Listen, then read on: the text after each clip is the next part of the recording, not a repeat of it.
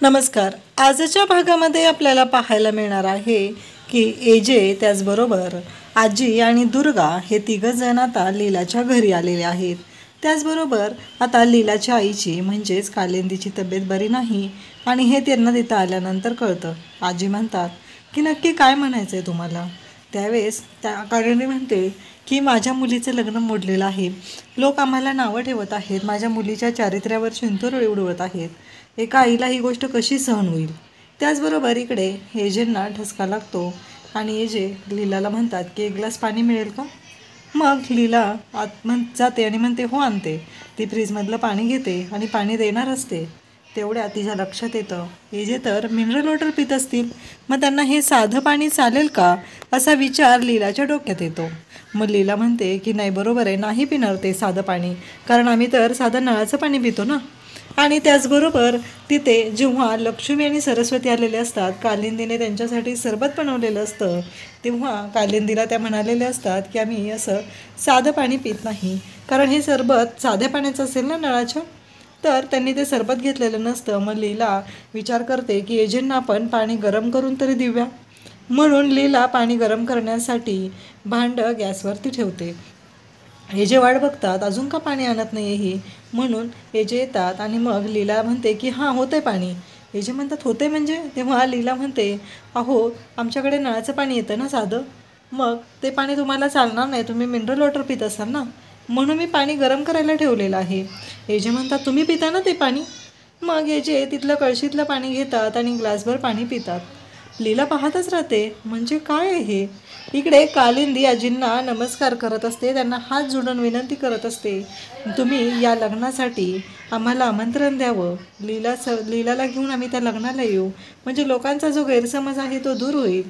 आपलं लग्न मोडलं असलं तरी आपल्या घरातले जे संबंध आहेत, घरचे संबंध आहेत ते चांगले आहेत हे लोकांना कळेल. आजी म्हणतात हीच इच्छा आहे ना तुमची. दुर्गा जा गाडीतून पत्रिका घेऊन ये. दुर्गा म्हणत असते की नाही त्याची काही गरज नाही आजी. पण आजी मात्र ऐकायला तयार नसतात. त्या म्हणतात की जा घेऊन ये. कालिंदीताईंची परिस्थिती मी समजून घेऊ शकते. आज एका मुलीच्या आईवर कोणती वेळ येईल काही सांगता येत नाही, त्यामुळं मला त्यांच्यासाठी काहीतरी केलंच पाहिजे. आजी म्हणतात दुर्गा जा पत्रिका घेऊन ये जा. त्यानंतर आपल्याला पाहायला मिळतं एजे बाहेर जाऊन बेकरी आहे तिथे पाहत असतात, तिथल्या कुकीज पाहत असतात. तेव्हा लीला म्हणते तुमचे हॉटेल्स मोठे असतील, आमची बेकरी छोटी आहे, पण माझे बाबा खूप छान बिस्किट बनवतात. खरंच त्यांच्या हाताला चव आहे आणि ते खरंच खूप छान असे बेकिंग करतात. त्याचबरोबर रेऊ पण छान बेकिंग करते. एजे पाहत असतात. त्यानंतर एजेंचं लक्ष तिथं असलेल्या केककडे जातं. एजे म्हणतात तो केक.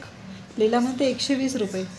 तेव्हा एजे म्हणतात हां आणि ते पैसे देऊ लागतात. तेव्हा लीला म्हणते सॉरी सवयीनं झालं, कोणी विचारलं तर किंमत सांगत असते ना गिरायकांना, त्याच्यामुळं झालं.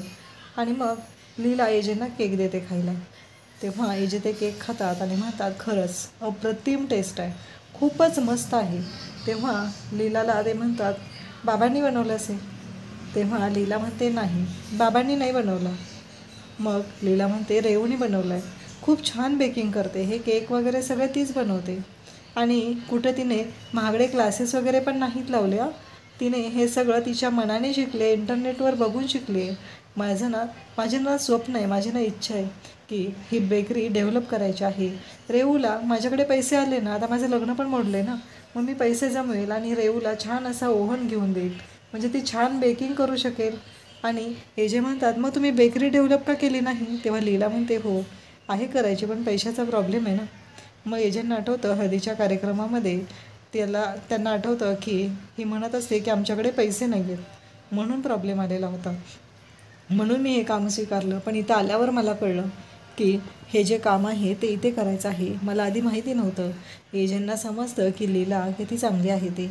त्याचबरोबर आता एजेंना आजी आत बोलवतात आणि म्हणतात अधिराम ती पत्रिका दे आणि लग्नाचं आमंत्रण दे, चालेल ना तुला. तेव्हा अधिराम म्हणतो की आई असं का बोलतेस, चालेल ना.